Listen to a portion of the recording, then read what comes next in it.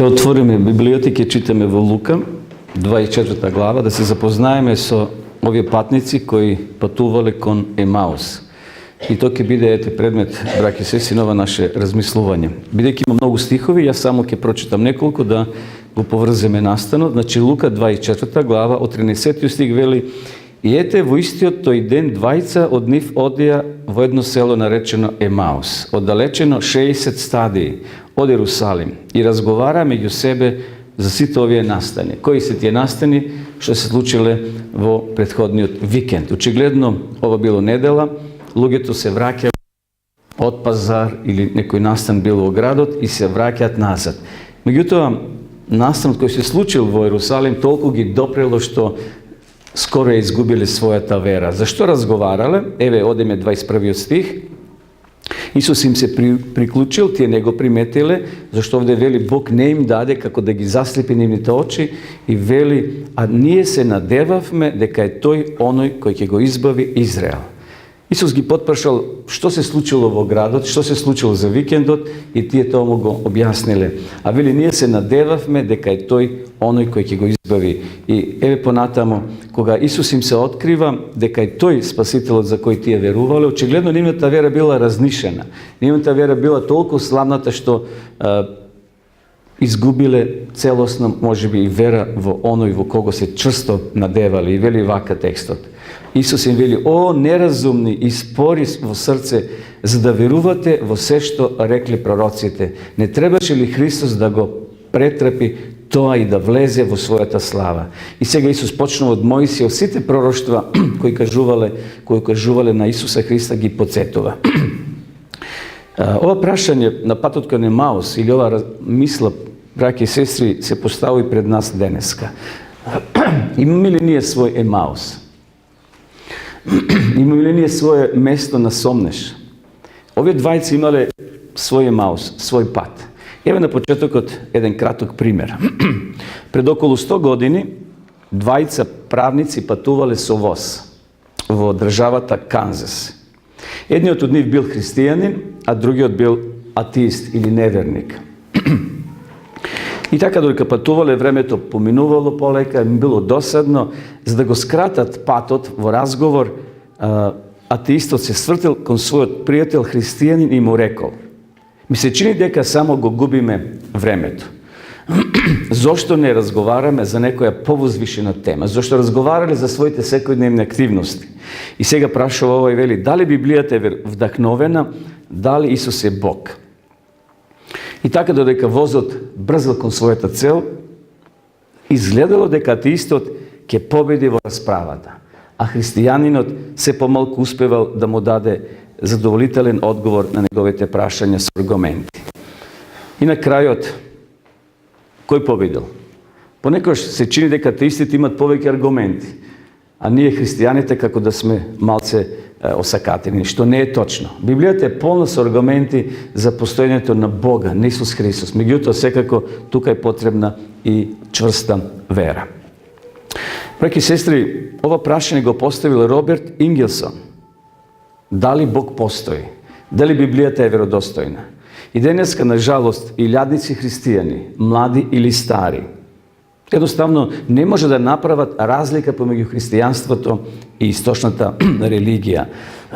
За многумина луѓе Исус Христос го изедначуваат како со Буда, како со Конфучије или некои други источнички водачи.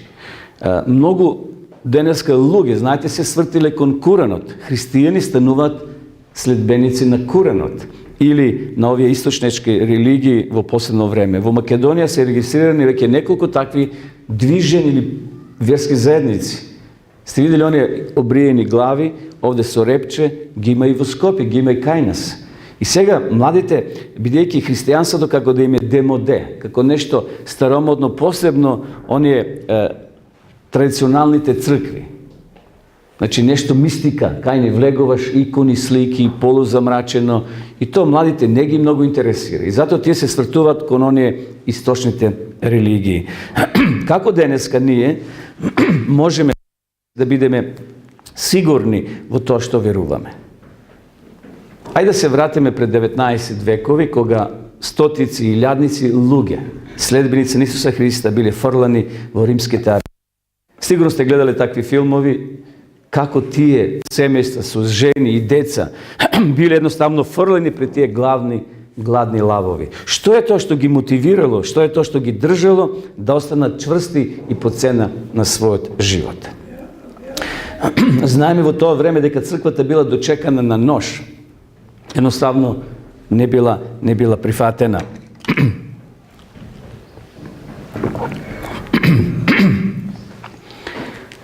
Познати се искуствата на христијаните во римскиот свет. Биле ставени на ломача, биле распнувани на крст, само затоа што биле поразличити од останатите луѓе. Некои биле убиени отколку да се откажат од Христа. Ти верувале дека овој живот е поминлив и дека ги чека еден вечен живот и затоа по цена на својот живот тие едноставно оделе во тие арени и не се враќале назад. Прашањето постои и јас сега ќе го поставам. Зошто тие имале така чврста доверба во Бога, па макар и нивниот живот да биде угаснат? Овде имам 4 лица од минатото, 4 луѓе, светски научници кои чврсто верувале во Бога. Ние знаеме дека и мислиме дека научниците претежно не веруваат во Бога, дека тие се атеисти. Меѓутоа, еве ќе спомнам за Исак Њутон, Михајло Пупин, Алберто Ајнштајн, Блес Паскал. Сигурно за нив сте слушнале, се читале. Меѓутоа, тие се луѓе кои во своето време придонеле за општеството многу благородни работи. Пронашле многу интересни работи, денеска ние ги користиме. За нив малце при крајот на ова размислување ќе спомнам какви изјави дале во својот живот за Бога, иако на жалост нема многу такви научници кои верувале во Бога, но овие се истакнуваат и ќе се изненадиме какви изјави дале за време на својот живот. Но да се навратиме на овие христијани кои ги спомнав на почетокот. Зошто овие христијани по цена на својот живот не се откажувале од Бога? Затоа што тие го препознале, тие го признале Бога, односно Исус Христос, за свој спасител. Еве да отвориме Јован 1 глава 45 стих, тука сме веднаш после Лука, вака вели текстот. 1 глава 40 стих во Евангелието според Јован. Филип го сретна Натанаела и му рече: го најдовме оној за кого пишуваше Мојсей во законот и пророците, Исуса, синот Јосифов од Назарет. Овде гледаме дека Филип го пронашол Христа. И што прави тој? Тој бил осведочен дека Исус е исполнување на пророштвата. Едноставно, тој потоа го споделил тоа сознание со други, со трети. И ако сега правиме анализа на нашите цркви, на верништвото, ќе видите дека ние претежно сме родбински поврзани. И тој сосема природно и нормално. Како еден камен кој ќе се фрли во вода и тој круг се шири додека не допре до брегот. И тоа е секако така. Ако нешто ти пронајдеш вредно, ако ти пронајдеш во продавница, например, убави панталони, убави алишта, ефтини, добри, дали ќе му кажеш на твојот брат, на твојата сестра, на твоите родни? Така, нормално. Таму најдов добри патики, убави, а не се скапи, ќе кажеш на твоите најблиски. Тоа така се шири. И овде Филип вели го пронашол Христа. И тој бил 100% сведочен дека го пронашол вистинскиот спасител. Ако одиме понатамо во Дела на апостолите, во 18 глава, ќе видиме дека и тука како се шири наука, односно христијанството како се шири во срцата на стотици и на илјадници луѓе. Еве само да се припомнеме во 18 глава, 8 стих, еве го текстот што вели. И Крисп, началник на синагогата, овој необичен човек, овде вели, како што читавме, Кристи, началник на синагогата, со целиот свој дом поверува во Господа и многу коринтијани кои го слуша, поверува и се крштава. Гледате, видни луѓе го предале својот живот на Господа и многу жители од Коринт, вели, тргна по Исуса Христа. И самиот Исус, кога бил на оваа земја, ја докажал својата божественост на старозаветните пророштва. И сега ради времето нема се да читаме, но може се навратиме во Лука, повторно за миг само во 24 глава, кога разговарал со патниците за Емаус. Емаус било село во непосредна близина на Ерусалим. Овде вели 60 стадии. Ако сега помножите 60 стадии, една стадија некаде од 185 метри, ќе знаете отприлика колку тоа, значи оделе пешки. И затоа, одејки, сонцето веќе зашло. Мало? Да, значи тоа може да се изводи. Не е тоа кој зна каква далечина, но очигледно ти оделе кон своето место, биле во Ерусалим и сега се враќат назад. И овде Исус се представува како оној, како што вели 24 глава, 15 и 16 стих. И додека тие разговара и се запрашува, сам Исус им се приближи и одеше со нив. Но на нивните очи не им беше дадено да го препознаат. После своето воскресение, Исус се среќава со двајца обесхрабрени ученици на патот кон Емаус. Да би ги уверил овие патници кои патувале со него, тој требало да им ги покаже рацете. Зошто Исус не им ги покажал рацете? Што мислите? Во себе си одговорете. Зошто не ги покажал раните овде во ребрата? Значи Исус не се осврнал да каже, луѓе, гледате, јас бев мртов, сега воскреснав, еве ги, се уште се белезите свежи. Него каде ги насочува Исус? Во што да веруваат? Во писмата, во писмото. Денеска ние понекогаш се лажеме и со нашите очи. Дали ви се случило, вели, ама го видов, го допрев и пак ми излага. Се случило тоа? Значи нашите сетила или нашите чувства, ако се подпираме на нашите чувства, кога е во прашање верата во Бога, тоа ќе биде многу нестабилно. Нашите чувства се менуваат, денеска сме расположени, утре не сме. Исус овде, значи, не ги покажува раните. Може би рекол, добро, еве раните се тука, но то не било доволно за тие двајца. Очигледно, тој сакал да ги подсети на она во што тие поверувале во почетокот. Како ние што сме поверувале пред 20, 30 и кој знае која година, но Бог не враќа повторно на темелите.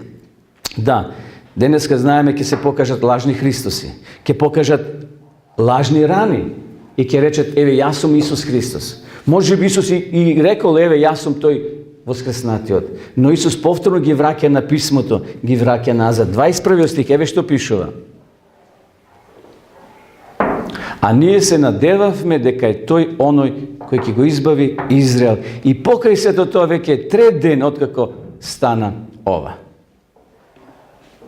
Не го препознале, а очигледно бил влијателен Исус и тие толку се отвориле што му кажеле се она што го чувствуваат во својата душа. Она своето разочарување. Тие се надевале на Месијата и дека нивните сонешти надежи сега пропаднале.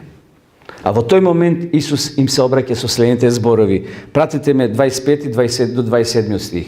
А тој им рече, о, неразумни и спори во срце, за да верувате во се што рекле пророците. Не требаше ли Христос да го претрпи тоа и да влезе во својата слава? И сега гледате. И кога почна од Мојсија, од сите пророци, им протолкува што е пишано за него во целото писмо. Очигледно Исус ги подсетува на писмото, на пророштвата, не само на раните. Исус може рекол, еве на крајот, јас сум тој. Но не било тоа доволно за нив. Тој требало да ги подсети на она верување, оној фундамент, она основа што те имале во почетокот. Исус сакал да ја зацврсти, браќа и сестри, нивната вера. Не само на она што го гледале, туку да се осведочат од Божјата реч. И затоа наместо да ги покажува стопати тие своји лузни од раните и нозите, од клинците, од шајките, тој им зборува за пророчките најави за Месијата. Им го открил она што Стариот Завет пророкувале. Тој ги подсетува дека од Мојсе па наваму постојат стотици пророштва за Исуса Христа. И така, нивната вера да не остане втемелена само на она што го гледат, туку на она што треба да го поверуваат во речта Господова.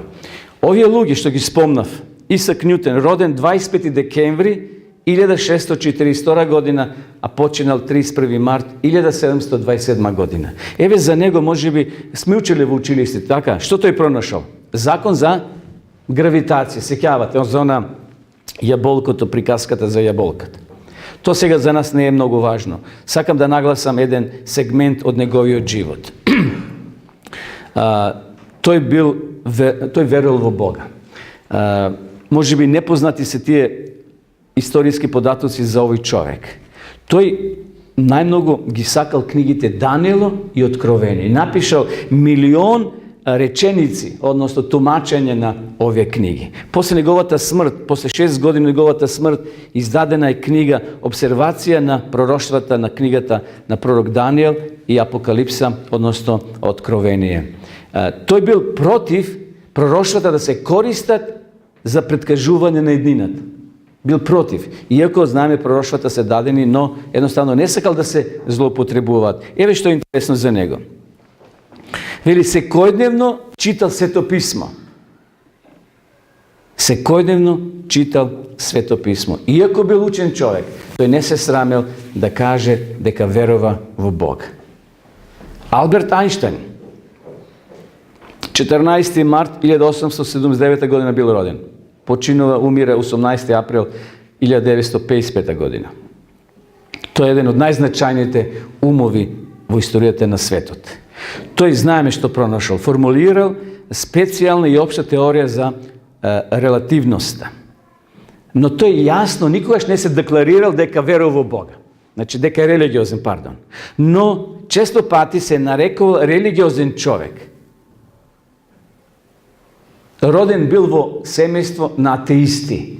Знаете, кога ќе се роди дете во атеистичко семејство и кој ќе расте, многу тешко треба да се развие во христијанин.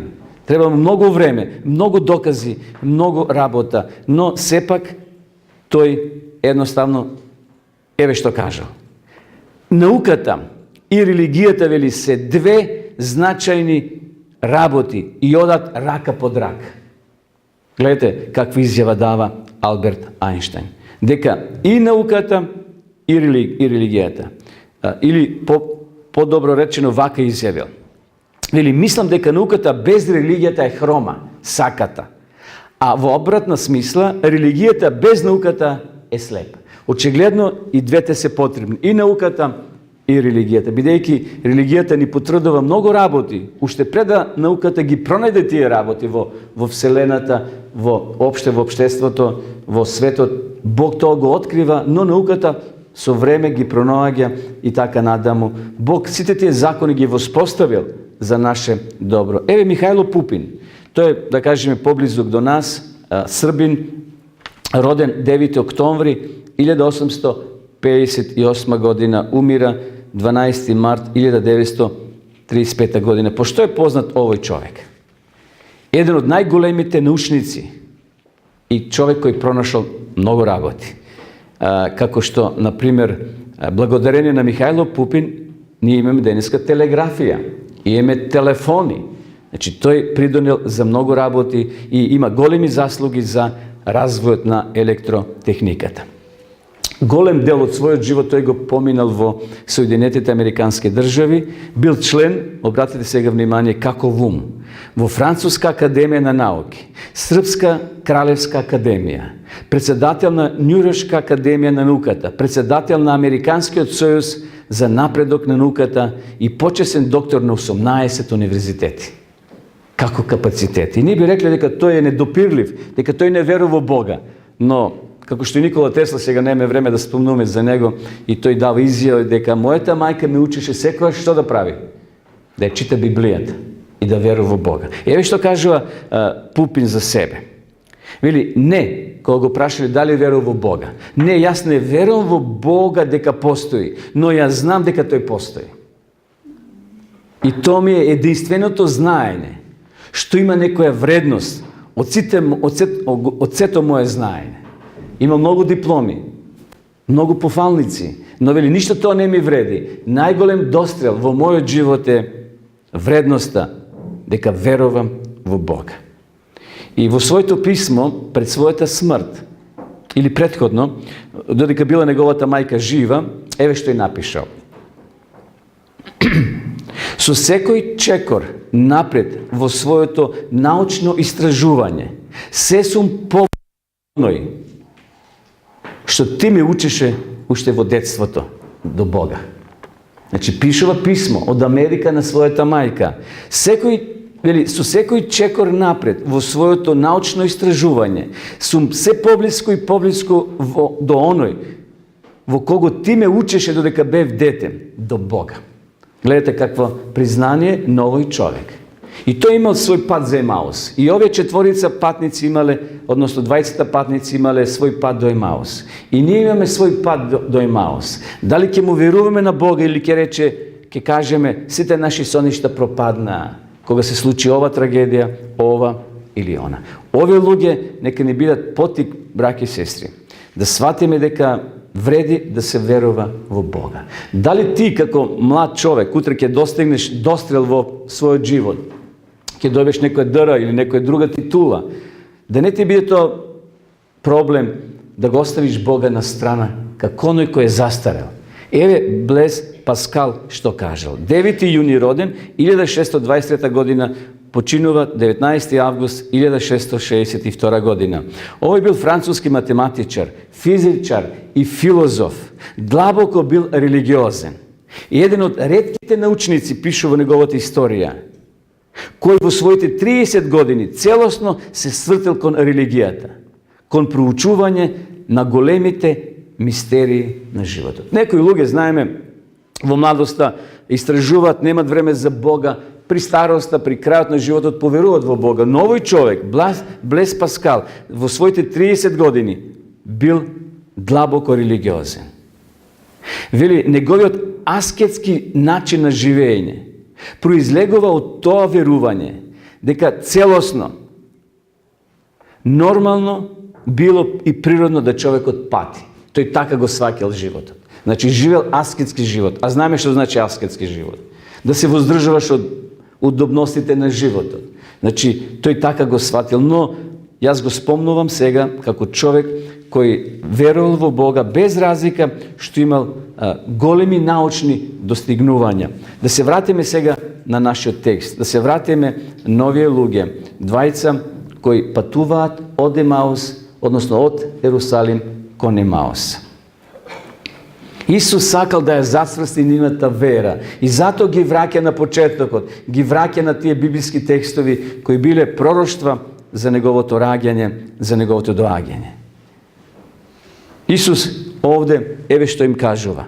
Го читавме тоа, нели? Јас сум тој, кога се молел, нели, во собата, кога влегле на крајот и влезе да остане со нив, читам 29 стих, и додека беше прилегнат со нив покрај трапезата. Тие не седеле за маса како ние на столици. Нивното јадење било доле, значи положени на страна, едната рака се потпират и со другата јадат. Трапезата. И вели, кога се помоли, кога раскрше лебот, им го даде, тогаш им се отворија очите. Што мислите, дотогаш биле слепи? Не, тие гледале физички, но оние духовни очи, знаете, едноставно Бог како да им ставил завеса да не го препозна дека тој е Спасителот, дека тој Исус Христос, за кој тие толку копнееле во својот живот, дури едноставно биле разочарани по пат, со тешки чекори се враќале назад. И вели им се, тогаш отвори очите и го препозна, но тој стана невидлив за нив. Знаеме сега, Исус е во прославено тело, Исус е веќе во она небесно тело, кај што може да се претвара во физичко тело и да го нема. Едноставно, Бог го повлекол, односно Исус заминал да осведочи други, да охрабри други. Може би на твојот пат на Емаус, брати и сестри, треба Исус да дојде и на мојот пат, за да не охрабри, уште еднаш да не потикне да веруваме дека Исус е распнатиот и сега е тој жив, тој е воскреснат. Интересно, ако Исус успел да го измени животот на овие двајца, Исус може да го измени и твојот и мојот живот. Само во Стариот Завет има 37 прецизни пророштва, а ги има и во Новиот Завет. Пророштва кои зборуваат за неговото раѓање, за неговата смрт, воскресение и вознесение. Еве само две паралели и тука е времето полека да завршиме. Во Михеј 5 глава, еве го текстот, познат ни е. Вториот стих вели: а ти, Витлеему, Ефрато, најмалиот меѓу јудините кнезови, од тебе ќе ми излезе оној кој ќе владе со Израел. Неговото потекло е од дамнини, од вечните времења. И сега, еве да го читам исполнувањето. Ако одиме односно, ќе читаме уште едно пророштво во Исаја 7:14, вака вели: затоа девица ќе зачне, ќе роди син и ќе му даде име Емануел. И ако одиме сега во Новиот Завет, ќе го видиме тоа исполнување. Ове се само дел од тие огромни пророштва што Библијата ги кажува, браќи и сестри, за Исуса Христа. Нека Господ навистина ни помогне на сите нас да нашиот животен пат, и ако се случи Емаус е символ за луѓе кои се разочарани во Бога. Емаус е символ на луѓе кои доживеле катаклизма во својот живот, некој разочарување. Да не застанеме тук.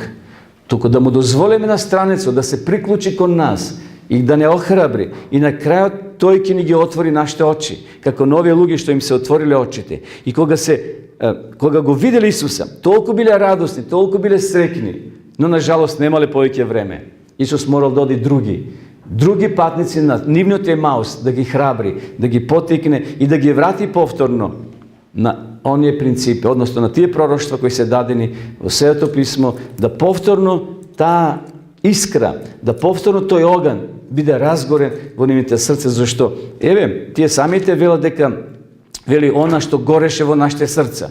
Тие со таков елан биле во Иерусалим да се сретнат со Исуса. Но тоа било толку таков метеж. А кој празник бил во Иерусалим во тоа време, тој викенд? Кој празник?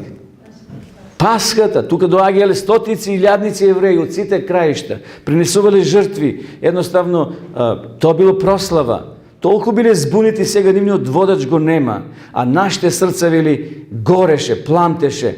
А знаете кога еден оган ќе се угасне? Само пепел, треба многу време и упорност да се повторно запали. Исус дошол да разгори искра во нивните срца. Исус ќе ги разгори и нашите срца да повторно букне тај пламен на љубовта, пламен на верата, да може на нашиот пат на Емаус да истраеме. Овие луѓе кои ги спомнавме 4, нека бидат потик за нас, без разлика што ќе достигнеме во животот, да му бидеме секојаш верни на Господа, а Бог ќе не награди еден ден. Кога ќе дојде Исус, знаете што ќе каже. Но на група од десната страна. Дојдете кај мене, сите, благословени, влезете во радост на мојот Господар. Во малку си ми бил верен, ќе те поставам на многу работи. Бог сака од нас малку, не многу, но тоа малку понекој сатанот сака да го уништи. Затоа фала му на Бога што тој тука поред нас. Исус сега е на небото, но Светиот Дух е тука, кој ќе ги разгори нашите срца, да не потикне повторно, да нашата вера биде силна и јака. И кога ќе дојде Христос, да бидеме еден ден со Него. Верувам дека и со овие патници ќе се сретнеме, ако бидеме и ние спасени. Со овие браќа кои биле разочарани, но повторно нивната вера се зајакнала, повторно се разбуктала и повторно почнале да го слават Господа. Нека му е слава на Господа и благодарност за ова поука. Амин.